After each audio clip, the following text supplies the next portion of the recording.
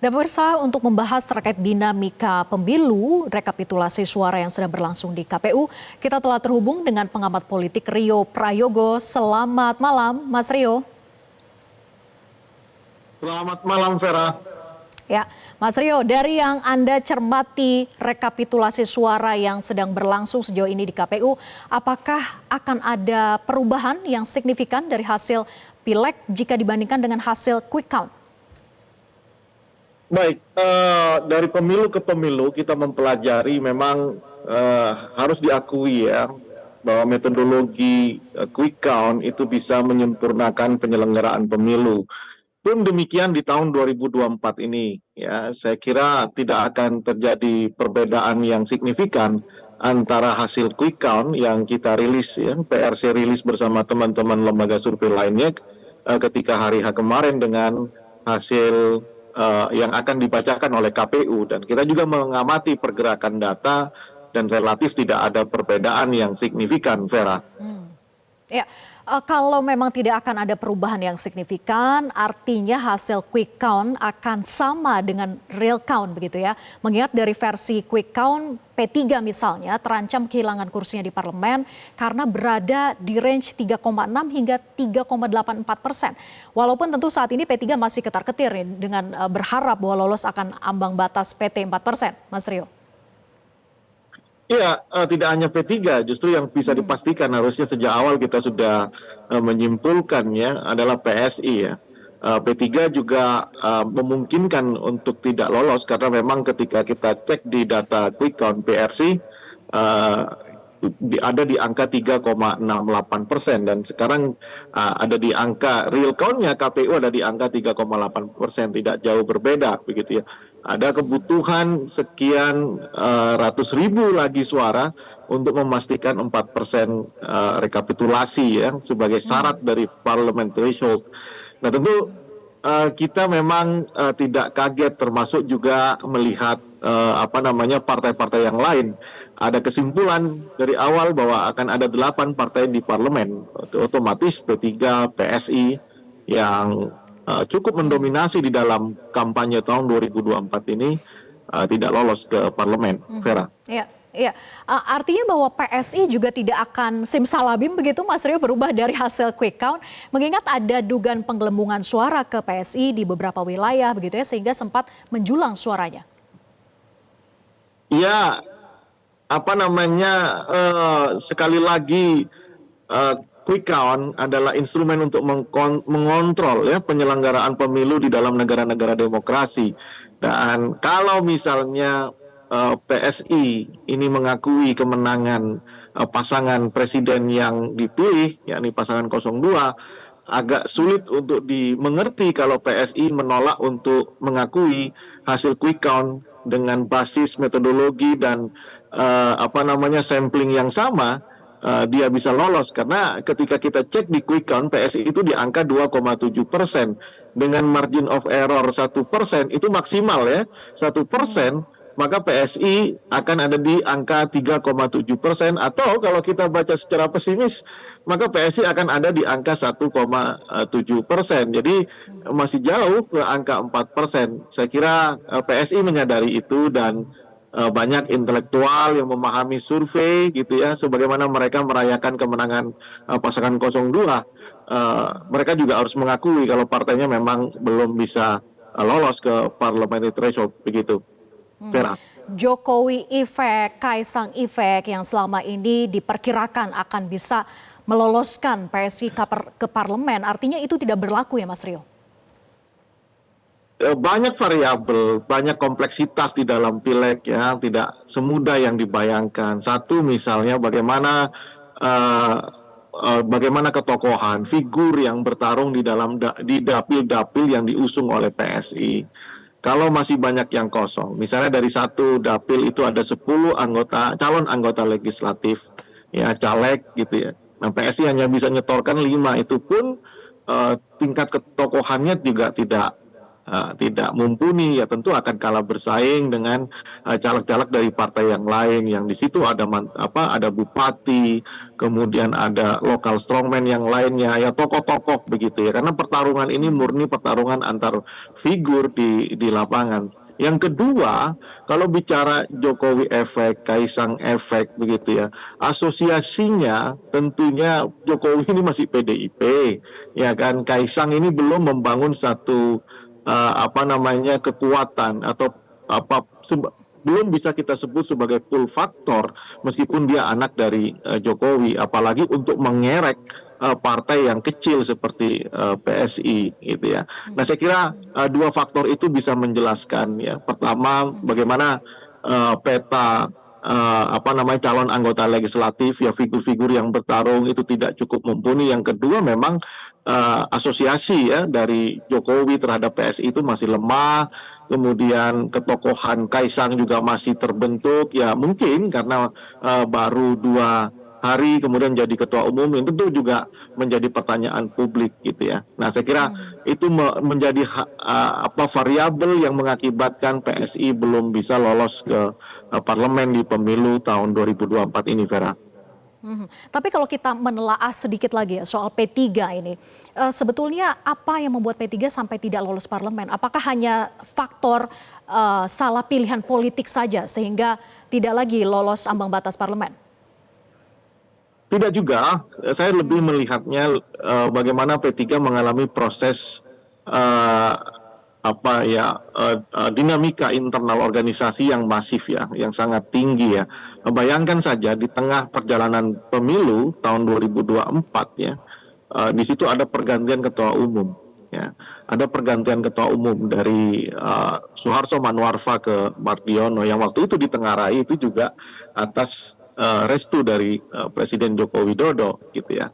Nah, salah satunya itu meskipun ada figur baru seperti Sandiaga Uno yang hijrah dari Gerindra ke P3, rupanya memang tidak cukup banyak memberikan impact elektoral. Ya, mungkin ini lebih kepada bagaimana figur-figur yang ada di sebagai frontliner dari P3 ini tidak menggambarkan kebutuhan elektoral di bawah. Maksud saya begini, secara ideologis figur-figur ini bukan NU, sementara P3 ini kan basisnya dari NU. Itu juga harus menjadi salah satu pertimbangan ya P3 ke depan ya, evaluasi dari pemilu kali ini. Yang kedua, soal salah ambil posisi gitu ya. Saya kira P3 sudah cukup tepat ketika Jokowi waktu itu masih menginginkan Ganjar untuk buru-buru bergabung dengan Megawati, dengan PDIP, dengan mendukung Ganjar gitu ya. Nah, hal yang sama kan juga dilakukan oleh PAN. Waktu itu juga sangat terang benderang mengatakan dukungannya kepada Ganjar. Tapi ketika melihat Jokowi lebih condong ke Prabowo, buru-buru dia balik mendukung Prabowo Subianto. Saya kira itu tetap menjadi salah satu juga faktor ya, selain faktor internal organisasinya yang tidak merepresentasikan ceruk pemilih ideologis NU.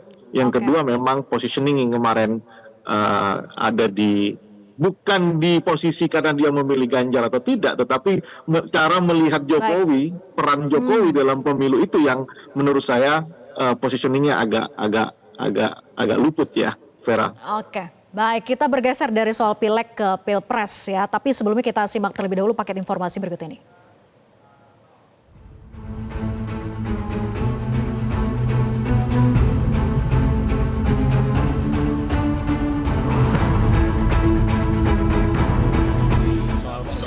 Pernyataan Ketua Umum Partai Golkar Airlangga Hartarto yang meminta jatah 5 kursi menteri di Kabinet Prabowo Gibran sepertinya membuat parpol lain di koalisi Indonesia Maju tak nyaman. Sebab pembicaraan soal menteri seharusnya dibahas setelah ada penetapan hasil Pilpres oleh KPU.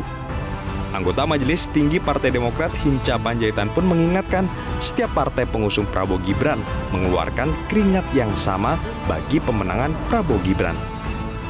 Saya ingin mengatakan bahwa dalam perdiskusian atau percakapan yang akan segera dilakukan oleh pimpinan partai, dalam hal ini Ketua Umum kami, nanti dengan Presiden terpilih, Kami inginkan agar Demokrat mendapatkan tempat yang pantas dan cukup.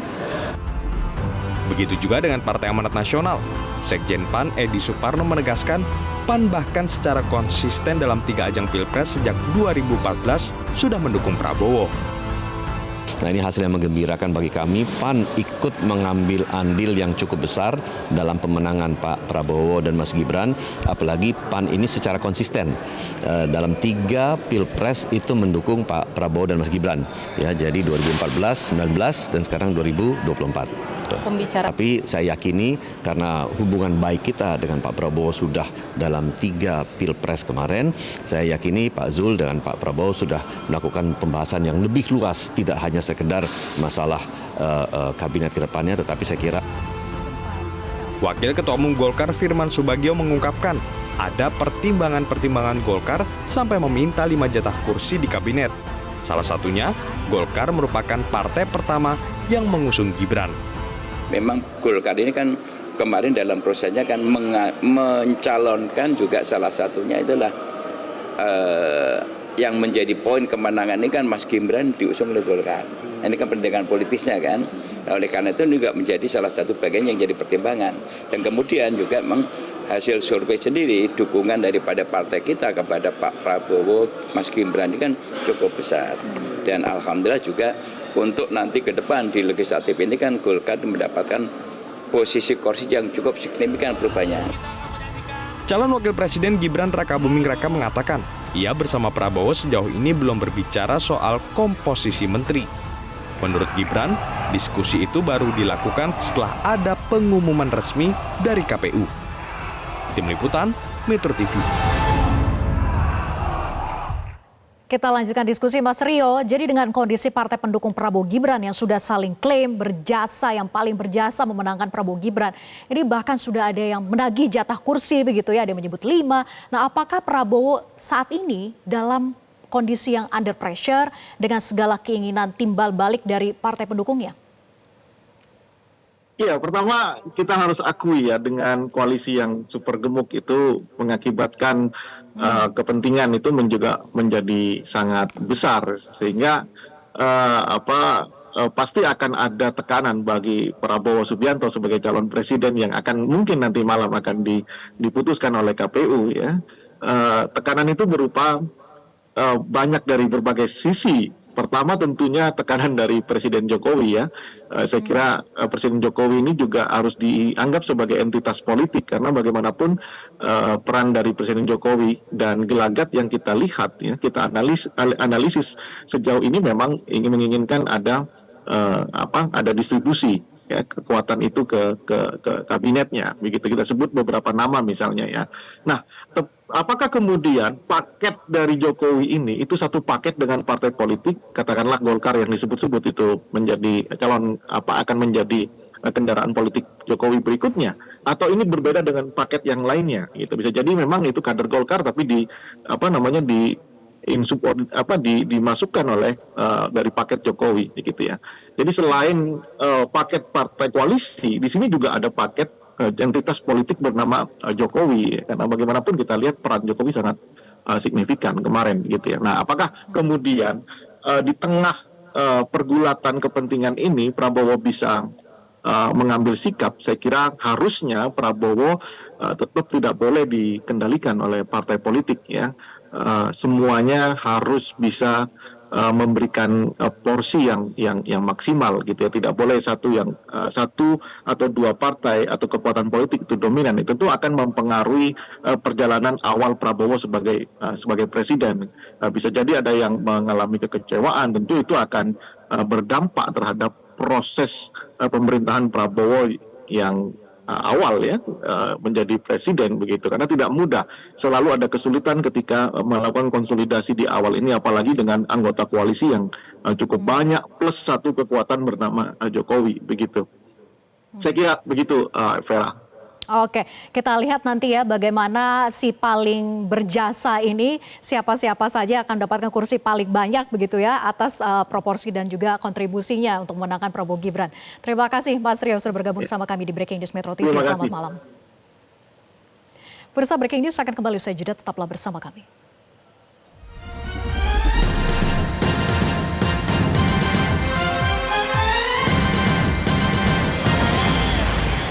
Jelajahi cara baru mendapatkan informasi. Download Metro TV Extend sekarang.